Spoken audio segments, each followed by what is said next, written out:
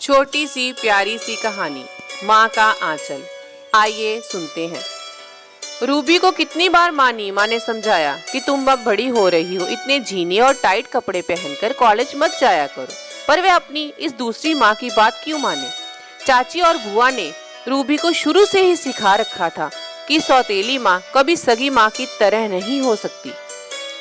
अमित ने नीमा से शादी रूबी की माँ के शुचि के देहांत के 10 साल बाद की। रूबी के जन्म के बाद ही शुचि का देहांत हो गया। रूबी की दादी के बहुत कहने पर भी अमित ने शादी नहीं की। दादी ने ही रूबी की परवरिश की, पर जब वह 10 साल की थी दादी का देहांत हो गया। मजबूरी में अमित ने नीमा से शादी की। नीमा बिन माँ बाप की लड़की थी। चाचा चाची पर आश्चर्य थी, इसलिए वह इसे बोझ समझते थे। जब किसी ने अमित के बारे में नीमा के चाचा चाची को बताया, तब उन्होंने तुरंत हाँ कर दी।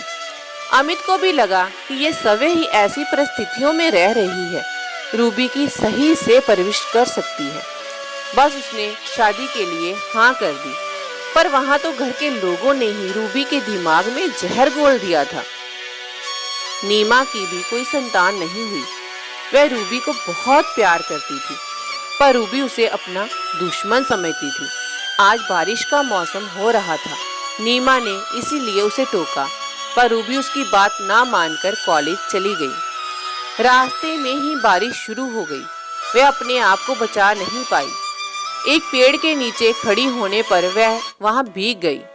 उन पारदर्शी कपड़ों में उसके शरीर के उभार नजर आ रहे थे।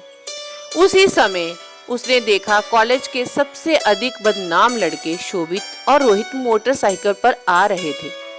उन्हें देखकर वह बहुत डर गई। वह लड़के उसके पास रुके और बोले, घर पर तुम्हें कोई मना नहीं करता।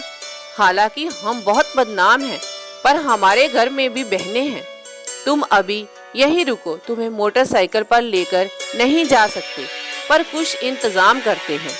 तभी देखा सामने से कुछ बच्चे छाता लेकर आ रहे थे। वह बच्चे शोभित के मोहल्ले के थे। शोभित ने कहा, तुम 2 बच्चे एक छाते के अंदर आ जाओ और एक छाता इन दीदी को दे दो। बस रूबी की तो आंखें बरस रही थी। उसने छाता लिया और बोली, भैया आज मुझे मालूम हुआ कि किसी के बारे में कुछ गलत बोलते हैं, जरूरी नहीं कि वो गलत ही हो। मेरी माँ भी इसका मतलब गलत नहीं है। वह जो बात कहती है सही कहती है।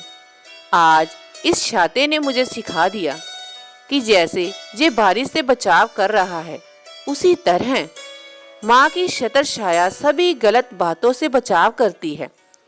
और वह उन दोनों को धन्यवाद देकर जल्दी से घर पहुंचकर माँ के आंचल में छिपना चाहती थी।